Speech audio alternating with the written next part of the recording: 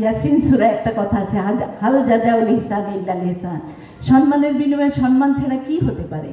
আজকে তোমাদেরকে আমরা সম্মান দিব, তোমরা সম্মান করবে এ দেশের মানুষকে, তোমরা সম্মান করবে নিজের পিতামাতাকে, তোমরা সম্মান করবে এ দেশের নিপীড়িত মানুষকে, তাদের কল্যাণে নিজেদের নিয়োজিত করে। তোমরা জানো বাংলাদেশ অনেক সমস্যা জর্জরিত দেশ। তোমাদের সামনে আমি রাশেদা বেগম হিনা উপস্থিত হয়েছি। আমিও একসময় তোমাদের মতো ট্যালেন্ট স্টুডেন্ট হিসাবে শহীদ রাষ্ট্রপতি জিয়াউর রহমানের সাথে হিজবুল বাহারে গিয়েছিলাম অনার্সে প্রথম হওয়ার সুবাদে। তখন ওনার বক্তব্য আজ পর্যন্ত আমাকে রাজনীতির মাঠে রেখেছে।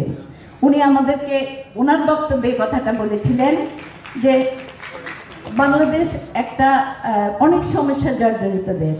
তুমি একটা সিম্পল উদাহরণ দিয়ে বলেছিলেন এ দেশের অর্থনীতির কথা, যেমন এমন একটা কম্বল যা পা ঢাকলে মাথা খালি হয়ে যায়, মাথা ঢাকলে পা খালি হয়ে যায়, এমন একটা অর্থনৈতিক অবস্থা থেকে আমাদেরকে উনি উৎসাহিত করেছিলেন যে দেশের দায়িত্ব তোমাদেরকে নিতে হবে এবং দেশকে এগিয়ে নেওয়ার জন্য তোমাদের কঠোর পরিশ্রম করতে হবে। দেশ তোমাদের কি দিল সেটা সবচেয়ে বড় কথা না, দেশকে তুমি কি দিলে সেটা সবচেয়ে বড় কথা।